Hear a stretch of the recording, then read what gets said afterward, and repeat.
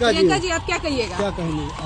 अभी हम पटना सचिवालय थाना आए हुए हैं, प्राथमिकी दर्ज करने के लिए आए हुए हैं। देख लीजिए, प्राथमिकी दर्ज करने आए। मैं आपको बता दूं कि मैं प्राथमिकी दर्ज करने अपने सम्मान एवं बिहार की समस्त महिलाओं की गरिमा की रक्षा हेतु आज सचिवालय थाना में हम लोग साथ में आकर के प्राथमिकी दर्ज करवाने के लिए आए हुए हैं। आप देखे ही होंगे कि सोशल मीडिया या समाचार चैनल के माध्यम से एक वीडियो जो काफी तेजी से वायरल हो रही है, जिसमें आपको मैं बता दूं कि उत्तराखंड के भाजपा महिला मंत्री के नालायक उच्च मानसिकता को दर्शाते हुए वाला जो पति जी हैं, उन्होंने हमारी बिहार की तमाम महिलाओं के ऊपर आपत्तिजनक बयान जो दिए हैं, इससे कहीं ना कहीं हमारी बिहार की महिलाओं को वस्तुओं के रूप में, सौदा के रूप में शब्दों का इस्तेमाल किए हैं।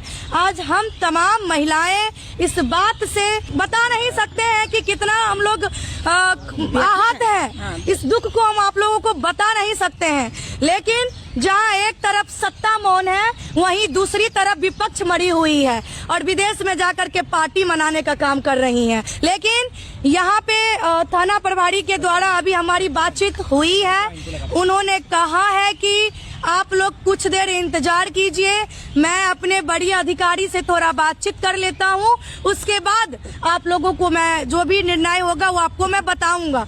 लेकिन एक सवाल है हमारा कि उत्तराखंड एक पवित्र स्थल है, वहाँ पे यह नालायक उच्च मानसिकता वाला व्यक्ति, इसकी इतनी हिम्मत हो गई जो हमारी बिहार की महिलाओं को, यहाँ की बहनों को 20 और 25 हजार का रेट लगाने का काम करेगा।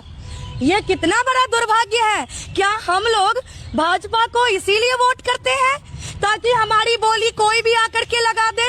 हम अपने बिहार से बाहर जाते हैं तो अभी सुनने को मिलता है कि आप लोग तो 10,000 में वोट बेच लेती हैं। अब सुनने को मिलेगा कि बिहार की बहन बेटी और आप लोगों की बोली तो 20 से 25 हजार में लग जाती है।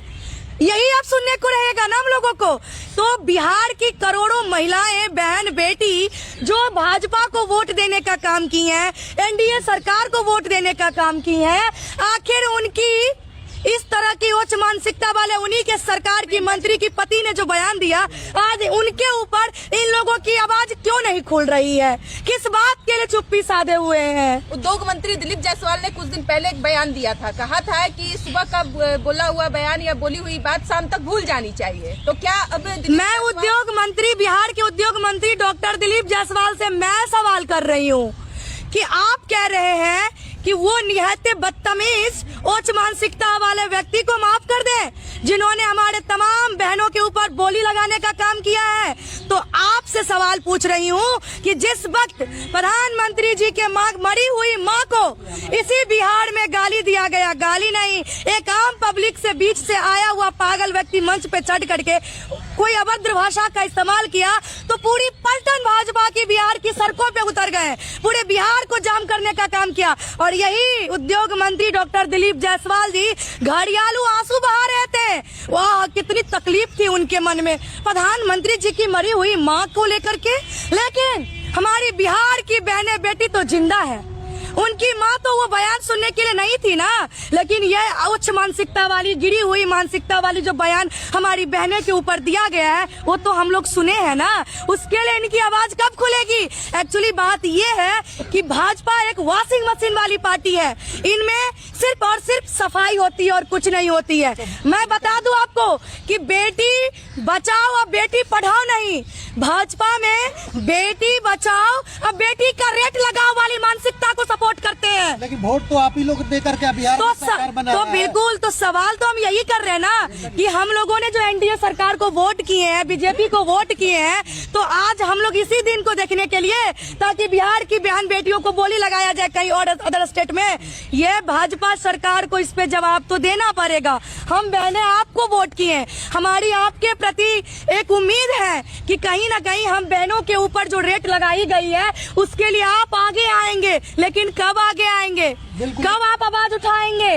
इसीलिए हम प्राथमिकी दर्ज करवाने पटना सचिवालय थाना पहुंचे हैं। नहीं हुआ सचिवालय, आप क्या करेंगे? अगर आपकी एफआईआर दर्ज नहीं कर ली जाती है तो फिर आप क्या करेंगे? हम लोग कानून का सहारा लेंगे, हम लोग बड़े पदाधिकारी से मिलने का काम करेंगे, मेल के माध्यम से भेजेंगे, पोस्ट ऑफिस के माध्यम से भेजेंगे।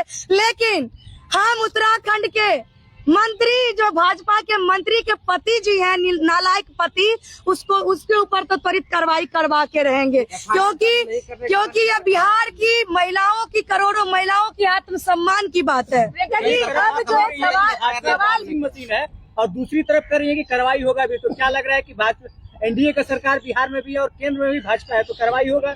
अब आप बताइए, अगर कार्रवाई नहीं होती है, अगर ये लोग हमको बलगलाने का काम करेंगे कि मामला उत्तराखंड का है तो उत्तराखंड जाइए, या जहाँ का मामला है वहाँ जाइए, तो जब इसी बिहार के तेजस्वी यादव जी अमित शाह जी के लिए बयान दिए थे तो गुजरात में केस हो गया था।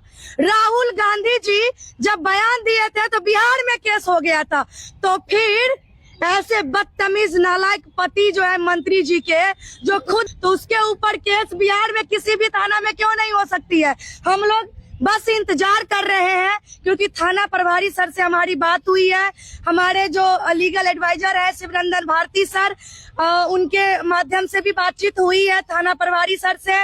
उन्होंने कुछ वक्त रुकने के लिए कहा है कि आप लोग इंतजार कीजिए, हम बड़े पदाधिकारी से मिलके थोड़ा बात करके हम बात बताते हैं। पुलिस प्रशासन का आपको भरोसा है कि आपकी बातों को सुना? देखिए प्रशासन हमारे आपके नहीं, किसी के बाप के, हमारे आपके ही है, किसी के बाप के नहीं है। और करेंगे, दुनिया कायम है। बिल्कुल प्रशासन विश्वास किए, क्योंकि जितने भी प्रशासन है सभी के घर में बहन है ना, उनकी भी तो बेटी है ना, तो इसीलिए हमें पता है कि प्रशासन जो है सो हमारे आपके है, किसी के बाप के नहीं है, इसीलिए हमारी बातों को भी सुनी जाएगी।